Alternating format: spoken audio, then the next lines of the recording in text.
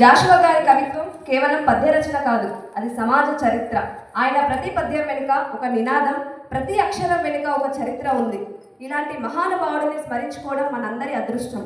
అందుకే ఈరోజు జాషువా గారి జయంతి ఉత్సవాలు ఒక సాహిత్యోత్సవం, స్ఫూర్తి యాత్రగా మారబోతున్నాయి. ఇది కేవలం వేడుక కాదు, జాషువా గారి ఆలోచనలను, కవిత్వాన్ని, విలువలను గుర్తు చేసుకునే సాహిత్య యాత్ర. 1872లో జన్మించిన జాషువా గారు చిన్నతనం అనుభవించారు. ఆ అనుభవాలే ఆయనకు సాహిత్యంలో కొత్త దిశ చూపించాయి. గబ్బిలం, ఫిరంగి, ఫిరదౌసి వంటి రచనలు ఆయన ప్రతిభకు నిదర్శనం.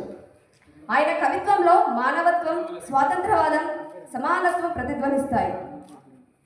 ఈ వేడుక మరింత రమణీయంగా మారటానికి మన కోసం సమయం కేటాయించి వచ్చిన మన అతిథులు ఇప్పుడు వారిని పరిచయం చేస్తూ వేదికను అలరించమని ఆహ్వానిస్తూ, ముందుగా మన ఈనాటి ముఖ్య అతిథి, సిటీ కాలేజ్ విభాగానికి మార్గదర్శకుడిగా ఉన్న విభాగాధిపతి గారు సాహిత్యానికి, విద్యకు ఎల్లప్పుడూ అంకితభావంతో కృషి చేస్తున్నారు.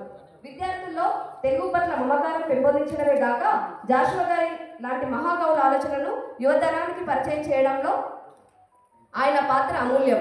తెలుగు శాఖను సాహిత్య స్ఫూర్తితో ముందుకు నడిపిస్తున్న కవి డాక్టర్ కోయి కోటేశ్వర్ సార్ గారిని వేదికను అలంకరించవలసిందిగా కోరుతున్నాము.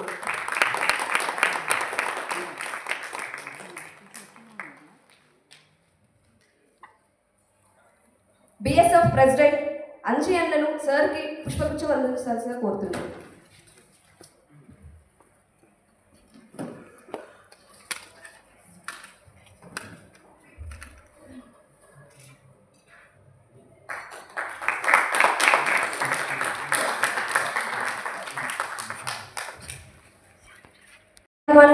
విద్యార్థులకు ప్రేరణ స్వరూపులు. తెలుగు సాహిత్యంలోని లోతులను విశదీకరిస్తూ తెలుగు శాఖను ఉన్నత శిఖరాలకు తీసుకెళ్తున్నారు. జాషువా గారి వారసత్వాన్ని, సమానత్వ స్ఫూర్తిని విద్యార్థుల్లో నాటడంలో వారి కృషి విశేషం. ఆచార్య పిల్లల మరియు రాములు సార్ గారిని వేదిక మీదకు హృదయపూర్వకంగా ఆహ్వానిస్తున్నారు.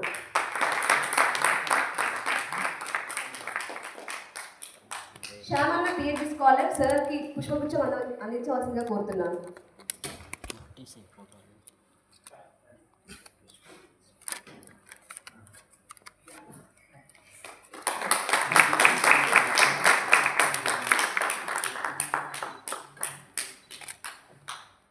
ధన్యవాదాలన్న. మన తర్వాత అతిథి హైదరాబాద్ కేంద్రీయ విశ్వవిద్యాలయ తెలుగు శాఖ పూర్వ అధ్యక్షులు గారి సేవలు అపారమైనవి. విద్య, పరిశోధన, సాహిత్య ప్రచారంలో ఆయన చూపిన కృషి తెలుగు విభాగానికి ఒక బలమైన పునాదిగా నిలిచింది. విద్యార్థులలో ఆత్మవిశ్వాసాన్ని పెంపొందించి వారిని పరిశోధన రంగంలో ఉన్నత స్థానాలకు చేర్చడంలో ఆయన పాత్ర విశేషమైనది. ఆచార్య దార్ల వెంకటేశ్వరరావు సార్ గారిని వేదికను అలంకరించవలసిందిగా కోరుతున్నాను. మోహన్ని సార్కి పుష్పగుచ్చం అందించవలసిందిగా కోరుతున్నాను.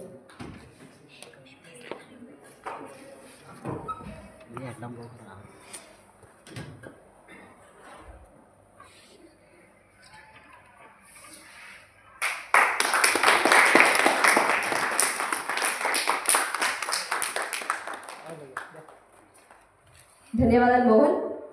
సమానత్వం కోసం, న్యాయం కోసం, అణగారిన వారి హక్కుల కోసం తన కళాన్ని ఖడ్గంలా మలిచిన మహాకవి గుర్రం జాషువా. జాషువా గారు కేవలం కవి మాత్రమే కాదు, సమాజానికి మార్గదర్శకుడు. ఆయన రచనలు మానవతా విలువలకు ప్రతీకలు. ఇప్పుడు అతిథులందరినీ జాషువా గారి చిత్రపటానికి పూలమాల వేయాల్సిందిగా కోరుతున్నాను.